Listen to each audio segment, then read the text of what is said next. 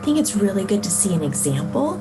So if you're feeling like you need that as well, watch this video, download your copy of this exercise for SOC Stereo.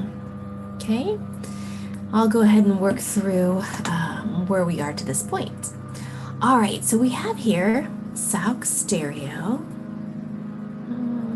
Okay, so they are a merchandiser of some sort of circuits or computer parts, right?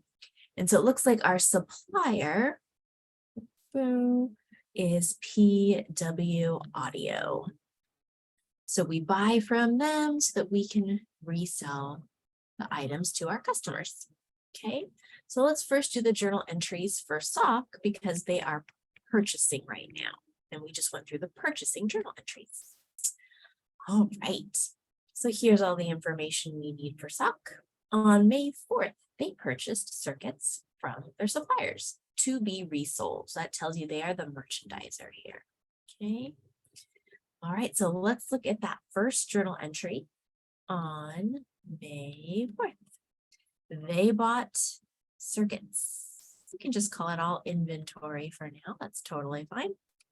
And then accounts payable, because that's normally what we're going to see, but let me show you in a second how I know it's accounts payable and not cash. To record purchase of inventory. So how I know it was accounts payable is that this is an invoice, right? It's asking for payment. So here's our total. It doesn't say that it's paid, but more importantly, right here, these are what are called credit terms, right? They are only given for credit sales or sales on account. Okay, so that means we're going to use AP. All right. So there's your first journal entry. Let's fill in the amount, 3,800. Okay. We said if it helps, we can set up a little T account for accounts payable. 3,800. All right. On May 8th, there was a return to PW Audio. Okay, we know how to do a return. This is going to be May 8th. We said we just flip the two accounts. Easy peasy. Inventory. The amount given was 300.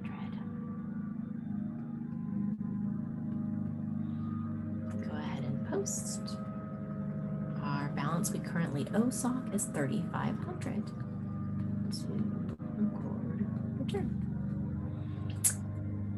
Well, you know what I should get in the habit of doing too is I should put the terms, the credit terms, 210 net 30, 210 net 30.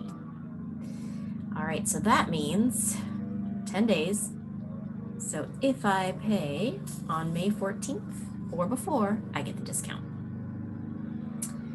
So on May 14th, I pay the balance. SOC pays the balance.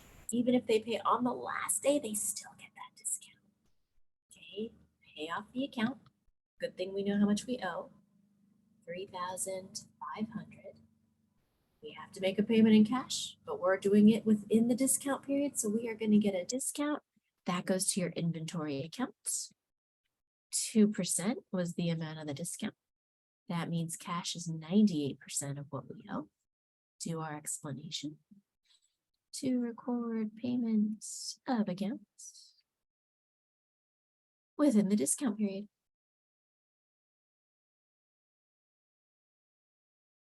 Lovely, lovely. Let's math that out.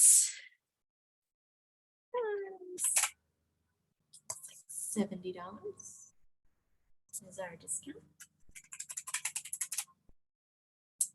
And 3,430 is the cash that's paid out. Okay, I'll also post a practice exercise for you to work through in your own time and then the solution so you can compare. Okay, so just give it one more try just to make sure you have it before we go on to the next set of journal entries, which is to record the sales. Okay, all right, good job.